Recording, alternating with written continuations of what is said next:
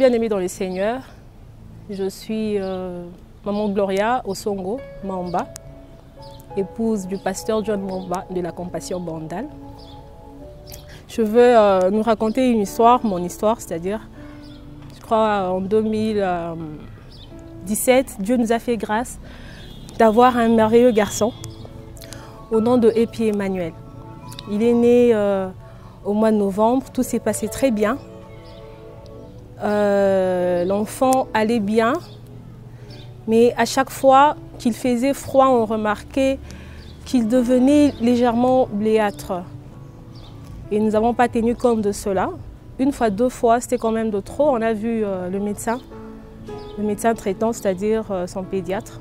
On a essayé de le voir et lui nous dira que c'était certainement dû au froid, que c'était comme ça auprès de tous les enfants. Mais lorsque ça s'est répété, nous sommes revenus et là, il a pris la résolution de pouvoir faire quelques examens pour avoir des résultats sûrs par rapport à notre préoccupation que nous avons ramenée comme étant parents. Quelques jours après, avant le rendez-vous même qu'il nous avait donné, l'enfant est tombé malade. Il a fait un malaise la nuit, c'est-à-dire qu'il était juste enrhumé pendant presque toute la nuit. Et donc, il avait du mal à dormir. Mon mari et moi avons passé toute la nuit debout, éveillés, tout simplement parce qu'il fallait s'occuper de l'enfant. Par la grâce de Dieu, nous nous sommes réveillés le matin. Nous avons dormi, je crois, vers 4 heures. 6 heures, nous sommes réveillés parce que mon mari devait aller au travail. Et lui dormait, donc il avait dormi vers 4 heures. À 10 heures, l'enfant s'est réveillé, tout allait très bien jusque-là. Il a mangé. J'étais restée seule avec lui, bien sûr, avec son grand frère qui était encore petit à l'époque. Et il a mangé et puis il s'est rendormi. 2 heures après, parce qu'on le lavait généralement vers midi. Et vers 12 h, 13 h, l'enfant se réveille en pleurant. Il se réveille en pleurant. 5 minutes, 10 minutes. J'ai fait tout ce qu'une mère pouvait faire pour faire taire l'enfant, pour qu'il arrête de pleurer au fait. Je lui ai donné son tété, il ne voulait pas. Je l'ai lavé, il ne faisait que pleurer. Au bout de 30 minutes, je me suis rendu compte que c'était trop. C'est vrai qu'il y a ces enfants qui pleurent deux fois 30, 1 heure du temps pour rien. Mais qu'en étant une mère, on s'est remarqué qu'il y a quelque chose qui ne va pas. Et ce jour-là, c'était ça. C'est vrai que mon enfant ne parlait pas encore, mais je pouvais sentir qu'il y avait quelque chose qui n'allait pas dans ces pleurs-là, que ce n'étaient pas des pleurs normaux. Voilà. Et au bout de 45 minutes, j'ai pris la résolution de pouvoir l'emmener à l'hôpital. J'en ai profité pour ramener aussi son grand frère qui avait une petite toux. Et donc j'ai appelé leur papa qui était au bureau pour lui dire que j'ai ramené les enfants à l'hôpital très rapidement. Je n'avais pas de voiture à l'époque. Lui aussi, il a quitté le travail parce qu'on devait se rencontrer à l'hôpital où nous sommes conventionnés. Où nous étions conventionnés. Nous sommes allés là-bas. Moi, je suis arrivée beaucoup plus tôt avec les 2 enfants. Mais pendant tous ces temps-là, le petit pleurait toujours. Il n'arrêtait pas. Et lorsque je vous raconte, depuis le début, il a commencé à pleurer jusqu'au moment où nous sommes à l'hôpital. Ça va faire à peu près 1h15 à 1h30 minutes. Et on est là, l'enfant pleure, j'arrive, j'appelle le médecin, on me reçoit aux urgences. C'est là que je verrai sur le visage des médecins traitants qu'il y avait quelque chose qui n'allait pas. Personne n'osait me regarder. Et c'était déjà une inquiétude de mon côté. J'ai commencé à poser la question, qu'est-ce qui n'allait pas? Personne ne me répondait encore jusque-là, jusqu'à ce qu'on me dira que madame, on va vous transférer ailleurs. Ici, on ne sait pas prendre l'enfant en charge. C'était une première pour moi d'avoir quelqu'un qui est malade et être transféré ailleurs. Et là, il s'agissait de mon propre fils. Et je dirais, pourquoi nous transférer? Qu'est-ce qui ne va pas? Et pendant tout ce temps, l'enfant continuait toujours à pleurer. Et je demandais, mais faites quelque chose pour qu'il arrête, ne serait-ce que de pleurer. Et selon eux, il n'y avait rien à faire. Il fallait nécessairement aller là où on nous transférait parce que l'enfant présentait les signes de détresse. C'était pour moi un choc d'entendre ça. Et pendant cette discussion-là, de l'autre côté, on préparait déjà les documents administratifs pour pouvoir nous transférer ailleurs. C'est là que mon mari entre, qu'on essayait déjà de l'expliquer. Et moi, je ne comprenais rien, en fait. Ça me dépassait. Et j'avais en même temps, ça m'est dépassé, en même temps je priais, en même temps je voulais que mon enfant arrête de pleurer, en même temps j'avais le petit, son grand frère à côté qui toussait. Mais malgré tout ça, j'avais confiance en Dieu. Je me disais que ça ira, Dieu fera grâce. On va traverser cette situation comme d'habitude. D'ailleurs, on va tourner cette page, il ira mieux, on va rentrer à la maison. Et là, on va nous prendre, on va être transférés de l'autre côté. Et lorsqu'on arrive là-bas, nous avons été reçus vraiment d'urgence. Tout allait très bien. L'enfant était à la pédiatrie, mais côté urgent. Excusez. Et arrivé là-bas, après examen autre, ils ont décidé de le mettre sous oxygène respiratoire. Il a été bien reçu par la grâce de Dieu. Ils ont commencé les traitements et moi j'étais là. J'étais là, mais déjà au bout de... L'enfant a arrêté de pleurer lorsqu'ils ont placé les tuyaux, les sondes. Je n'ai pas le nom qu'il faut. Et lorsqu'ils ont placé des sondes, lorsqu'il a été placé sous oxygène, c'est là qu'il a arrêté de pleurer. Et déjà pour moi, maman, jeune que j'étais, ou que je suis, c'était pas facile de voir mon enfant dans cet état-là. C'était très dur pour moi. Et je n'arrivais pas à prier. Je n'arrivais plus à prier, voilà. Je n'arrivais plus à prier. Je ne savais plus quoi dire à Dieu. Quoi dire à Dieu. Mais j'espérais, je savais que ça irait, ça ira. Et donc je priais, j'avais confiance en Dieu. Quand je parle de prier, c'est-à-dire, je ne dis plus à Dieu, Seigneur, guéris mon enfant, non. Mais je disais à Dieu, Seigneur, fais quelque chose. Et s'il y a une prière que je faisais, je disais, Seigneur, pitié. Parce que je me disais que c'était un choc que je ne supporterais pas. Aussi, je n'imaginais pas le pire. Donc, je ne voulais pas m'imaginer des choses.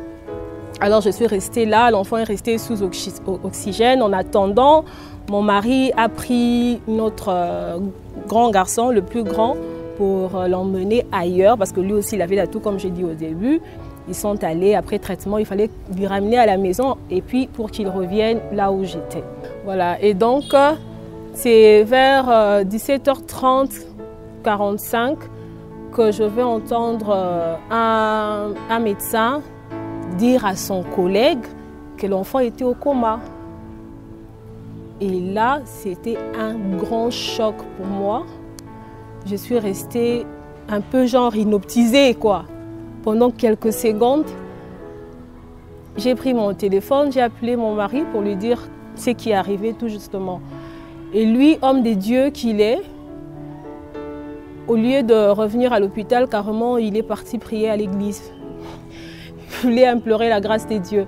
Et moi, je suis restée au chevet du lit.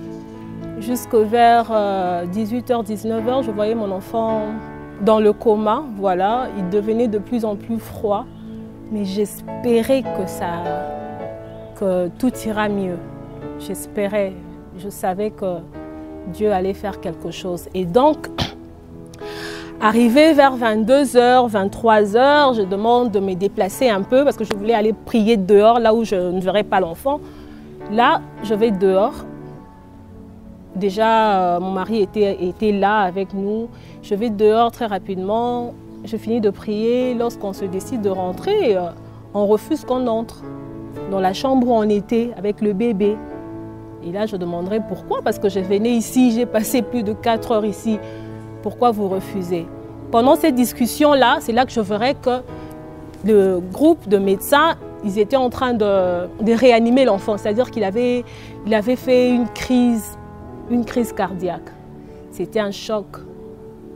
J'ai dit à mon époux, j'ai épuisé ma prière de cette situation, mais demande à ton Dieu de ne pas me prendre mon enfant et tout. Et je suis allée dehors, je suis allée prier dehors. J'ai manqué, bon, je disais à Dieu, Seigneur, fais quelque chose. Je rappelais à Dieu ses promesses, tout ce qu'il a dit dans sa parole. vous n'aurez pas les enfants pour les enterrer, le plus jeune d'entre vous. En fait, j'ai rappelé à Dieu toutes ses promesses. Et puis à un moment, on appelle mon mari à l'intérieur. Je ne sais pas ce qui se disait là-bas, mais apparemment, il y avait des choses qui se disaient là-bas. Et moi, je suis restée dehors. Et je crois vers minuit, ça c'était comme un film, quoi. Je vois la porte du couloir s'ouvrir, mon mari devant, et puis une civière avec mon enfant étalé, couvert d'un drap blanc. C'est-à-dire qu'il était parti, il avait rendu l'âme. Alors là, tu as comme l'impression que tout s'arrête. Hein. Tout s'arrête. C'est comme si Dieu ne t'écoute pas. Donc, au fait, pour cette partie de la situation, deux fois, ça me faisait penser à Jésus à la croix, lorsqu'il avait crié que mon père, pourquoi m'as-tu abandonné? Je pouvais comprendre cette situation ce jour-là, pendant ce moment précis. Et alors, c'est passé, grâce à Dieu, on a enterré l'enfant. J'ai fait à peu près 3 mois, j'étais tombée carrément dans la dépression. Et tout. C'était dur, très dur alors de me relever. Mais grâce à Dieu, par son amour, il sait bien faire les choses. Il y avait des prières qui étaient adressées en ma faveur parce que déjà, il faut dire qu'il n'y avait aucune consolation. Hein. Il n'y avait aucune parole qui pouvait me consoler. Les gens venaient, les pasteurs, les hommes de Dieu, les fervents de Dieu, la famille. Tout le monde, au fait, voulait te dire quelque chose pour te consoler. Mais c'était comme un mur, au fait, que j'avais.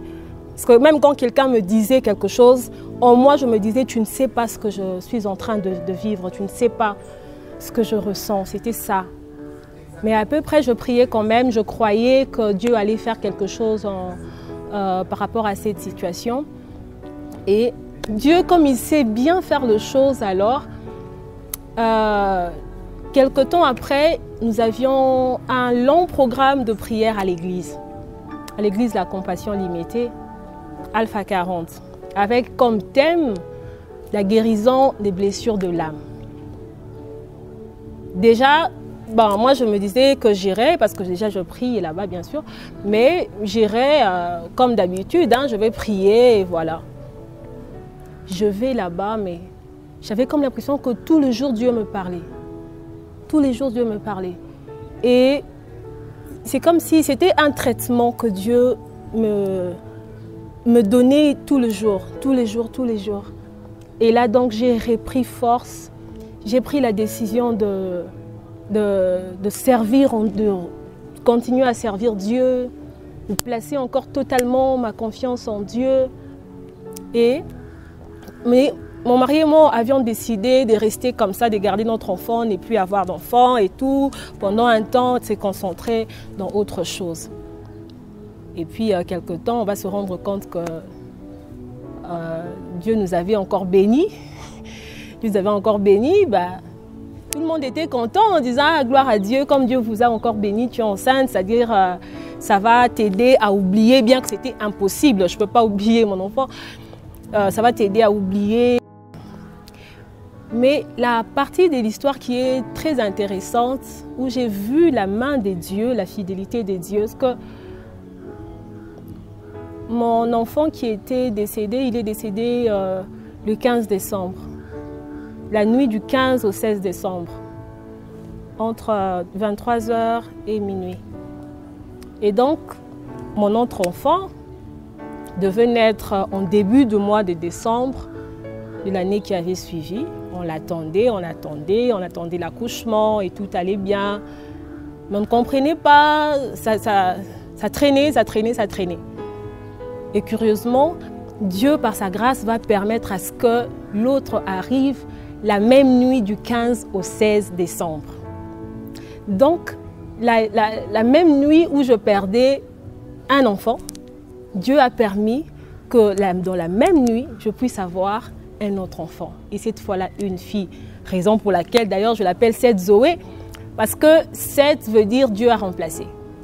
Pour les lecteurs de la Bible comprendront que lorsque Dieu a pris Abel, par la haine de Caïn, il avait remplacé par Seth.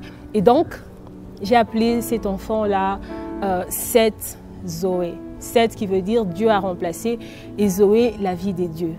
Dieu a remplacé par sa vie. Voilà. C'était donc ça mon histoire que je voulais raconter à quelqu'un. Et donc, je voudrais exhorter quelqu'un par rapport à la fidélité des dieux. Vous savez, deux fois, nous étant humains, on a une façon de voir les choses. On aimerait que Dieu agisse comme nous on le voit. Moi étant humain, c'est-à-dire je pouvais me dire Dieu va guérir mon enfant, il ira mieux, on va rentrer à la maison, il va reprendre sa santé. Mais Dieu n'a pas permis que les choses se passent ainsi. Il a pris celui-là, je crois qu'il est dans la gloire, mais il s'est arrangé pour pouvoir me donner un autre enfant dans la même date pour ne pas me laisser dans le pleur à chaque fois que cette date-là allait arriver. Et donc, je bénis Dieu. Et ainsi, je voudrais te dire quelque chose, un peu comme le dit la Bible, que pendant le déluge, l'Éternel était assis sur son trône. Peu importe les choses par lesquelles tu traverses, le Seigneur est assis sur son trône et sa fidélité durera toujours. Place toute ta confiance en lui, parce qu'au moins tu es rassuré qu'il ne te délaissera jamais, il ne te décevra jamais. C'est un Dieu fidèle, hein, il n'abandonne jamais ses enfants. Donc accroche-toi. Je sais que cette situation-là, peut-être ça te fait pleurer. Certainement, ça te fait pleurer parce que moi qui te parle aujourd'hui, je peux parler de cette histoire jusque-là, mais à un moment, je ne pouvais pas arriver même à raconter cette histoire. Après 3 minutes, j'avais des larmes aux yeux, j'étais fendue. Mais aujourd'hui, je raconte, Dieu m'a relevée. J'ai repris mon service pour le Seigneur en pleine joie, avec beaucoup de force. Le Dieu qui a fait quelque chose pour moi, ce même Dieu-là fera quelque chose pour toi dans cette situation par laquelle tu traverses. Que Dieu vous bénisse.